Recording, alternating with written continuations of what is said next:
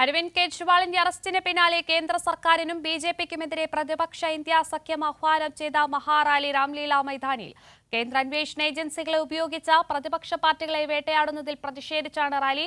കോൺഗ്രസ് അധ്യക്ഷൻ മല്ലികാർജുൻ ഖാർഗെ, രാഹുൽ ഗാന്ധി, സീതാറാം യെച്ചൂരി, ഡി രാജ, Sarath Pawar, Tejashwi Yadav, Tiruchi Shiva, Derek O'Brien തുടങ്ങിയ സഖ്യത്തിലെ പ്രമുഖ നേതാക്കൾ റാലിയുടെ ഭാഗമാകുന്നു. വിഷ്ണു തലവൂരിന്റെ വിശദാംശങ്ങളുമായി.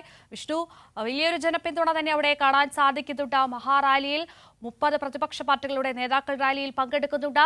എന്താണ് ഇപ്പോൾ അവിടെ നടക്കുന്നത്?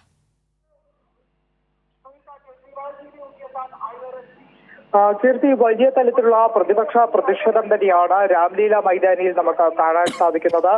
പ്രതിപക്ഷ നേതാക്കളൊക്കെ, അതായത് ഇന്ത്യ മുന്നണിയിലെ പ്രമുഖ പ്രതിപക്ഷ നേതാക്കളൊക്കെ തന്നെ വേദിയിലേക്ക് എത്തിയിട്ടുണ്ട്. ആം ആദ്മിയുടെ നേതാക്കൾ, അതോടൊപ്പം തന്നെ പഞ്ചാബ് മുഖ്യമന്ത്രി ആയിട്ടുള്ള ഭഗവത് മാൻ, കോൺഗ്രസ് അധ്യക്ഷൻ Mallikarjun Kharge, Rahul Gandhi, CPIM general secretary Sitaram Yechury, CPIM politburo അംഗം Brinda Karat, CPI general secretary D Raja ഉൾപ്പെടെയുള്ള പ്രമുഖ നേതാക്കളൊക്കെ തന്നെ ഈ ഒരു പ്രതിഷേധ റാലിയിലേക്ക് എത്തിച്ചേർന്നിട്ടുണ്ട്. അല്പം മുന്നേ ഉദ്ധവ് താക്കറെ ഉൾപ്പെടെയുള്ളവർ റാലിയെ അഭിസംബോധന ചെയ്ത് സംസാരിക്കുന്നുണ്ടായിരുന്നു. പ്രത്യേകിച്ച്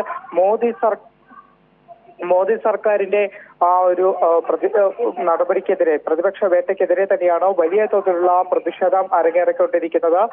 കീർത്തി, നിലവിൽ അരവിന്ദ് കെജ്രിവാളിന്റെ ഭാര്യ സുനിത കെജ്രിവാളാണ് സംസാരിക്കുന്നത്.